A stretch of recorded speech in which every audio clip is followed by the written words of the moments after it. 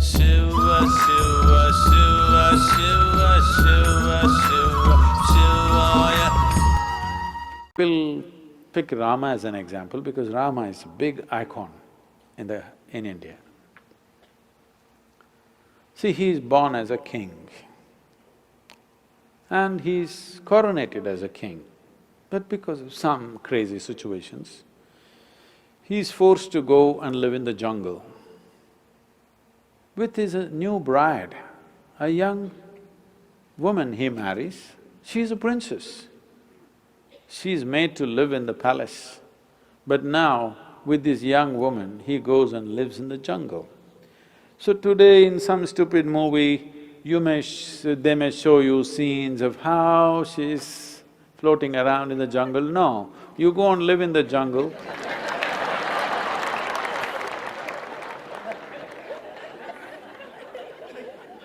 However pretty you think you are right now, 1 month you go live in the jungle, we can't recognize you after that. So this princess, forced to live in the jungle, and fortunately his brother follows him, knowing the difficulties that they may face. He leaves his own family, goes there to serve his brother and his sister-in-law. I was touring Andhra Pradesh just 10 days ago, 15 days ago. I'm in a small town. One 14-year-old schoolgirl stands up and says, "Sadhguru, how is it possible that Sita gets kidnapped and taken to Sri Lanka and Rama walks all the way from Ayodhya to Sri Lanka? How is it possible? Is it true?"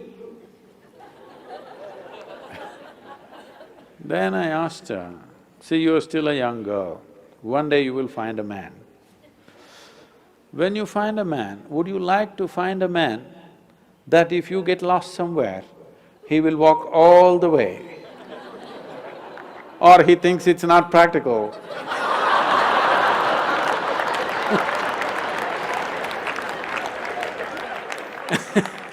And find a girl next door. What would you like? Even the 14-year-old girl knows she wants a man who'll walk all the way. So, then he went there, collected some Tamil people, built an army. Yeah, it's a Tamil army. Then fought a battle, went to Sri Lanka, burned down the entire city, brought back his wife with great difficulty. In the process, he lost many people who were dear to him, but he brought back his wife. But political pressure became so much, he had to put her through kind of a fire test, whatever, of the day. Then he made her his queen and started ruling the nation.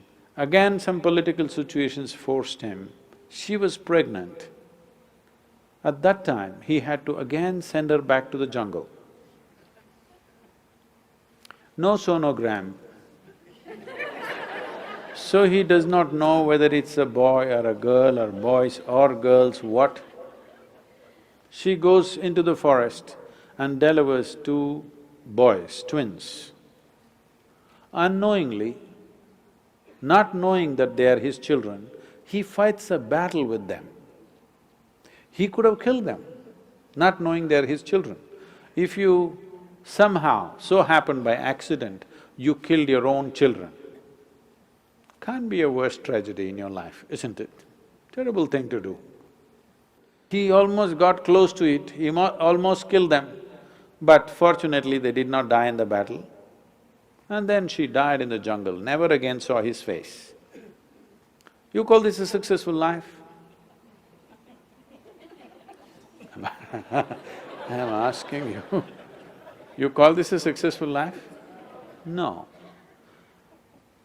But we worship him not because he was a super success of the day. Any one of these events happened in your life, most people would be broken, bitter for the rest of their life. No matter what happened, he never became bitter. He never became angry. He never became hateful. He took all the action that he had to take. He fought battles, but never got angry, never became hateful, never became bitter in his life. Though what life threw at him was one tragedy after another, he remained above it. And we worship that because essentially essentially in your life, this is all it is. What the world will throw at you, it is not 100% your choice. To some extent we can control, that's about it. World may throw anything at you, we don't know what it will throw at you. It may throw disease at you, it may throw death at you, it may throw bullets at you, it may throw shame at you, it may throw all kinds of things. But what you make out of it is 100% yours. Now, this one thing, if you take charge, no matter what world throws at you, you will turn it into your well-being. Then, where you go, what kind of situations you live, whether you go to heaven or hell, doesn't matter because whatever is thrown at you, you know you will turn it into well-being. This quality is what we are worshipping. This quality is what is worth worshipping because this is true with every one of us. If world throws nastiness, you will become nasty. World throws bitterness, you will become bitter. World throws anger, you will become angry. This is the way most human beings live. Because he lived above that, we said he is godlike. But what happened in their life, the physical events of their life, if you look at it, it's one big tragedy. At the age of 32, you got nailed, had a terrible death. You call that a successful life? No. But we bow down to him because it seems, we don't know, but we believe, or people have believed always, that even when he was nailed, he said, they know not what they're doing, forgive them. For that we bow down to him, not because he got nailed. Because getting nailed is not a successful life, isn't it?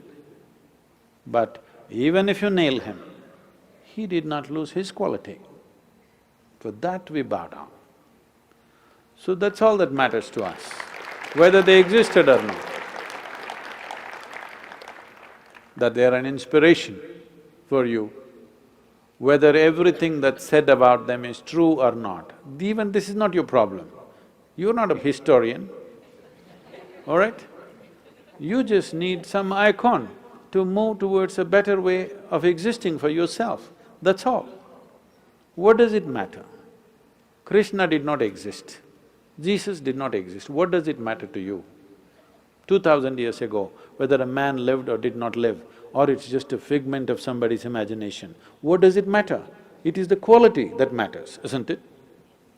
We recognize these qualities as great qualities, in some way trying to emulate them to whatever extent one can.